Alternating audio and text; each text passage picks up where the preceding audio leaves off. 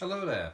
So I've just finished reading Halo Retribution, and I have to say this is quite an enjoyable read. It is a little bit of a slow start, but once you start to get about a third of the way into the book, it really does start to pick up.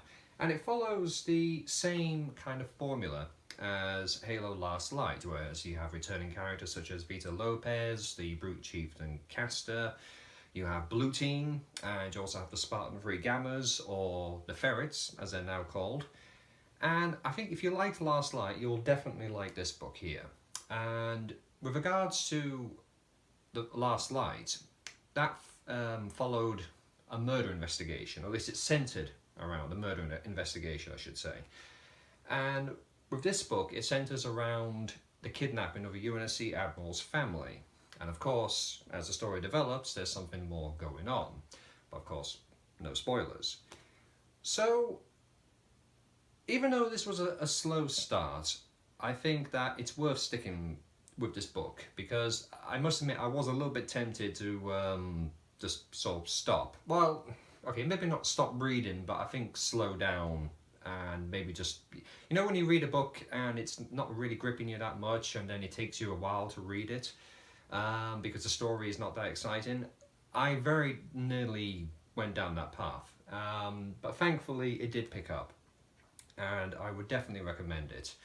And one thing I've noticed, again, those spoilers, is that it does tie in to the greater lore of the Halo universe, and it even introduces something which could be potentially affecting what happens in Halo Infinite. That's just a wild guess, a complete wild guess, but there's a little crumb of something that could affect the story. And again, maybe not, but hey, we have been disappointed before. But this book, at the end of it, it does leave the door open, wide open in fact, for a sequel. So if this book has sold well, which I think it has, I'm looking forward to reading the sequel to this, because Vita Lopez and the Ferrets, their dynamic it's quite charming. She is essentially the mother of these teenage super soldiers, and there is a charming chemistry between them.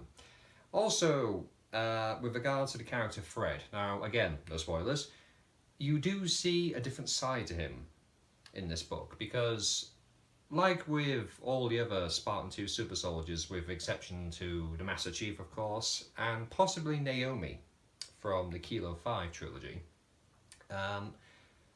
Fred has pretty much, unlike most of these Spartan 2 super soldiers as well, Fred is pretty much just sort of stoic and one-dimensional. There isn't really a lot to him. But you do see a different side of his personality in this book, and it was nice to see. It was nice that, you know, he could be humorous if he wanted to be. And there is something interesting that develops with Fred in this novel that could change his character, I think, for the better. But hey, that's just my interpretation. So, would I recommend this book? Absolutely, absolutely. Like I said, it's a slow read at first, but it really does pick up. And when it picks up, you can't put it down. You just have to keep reading it to the very end. So yep, definitely pick up this book. It's a great addition to the Halo franchise. Thank you very much for watching. I'll see you next time. Did you enjoy this video? If so, fantastic.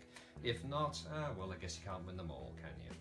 But nevertheless, if you did enjoy this video, please do me a favour, click on the like button, leave a comment, subscribe, and by all means, definitely tell your friends about this channel. I would certainly appreciate that. And as always, ladies and gentlemen, I will see you next time.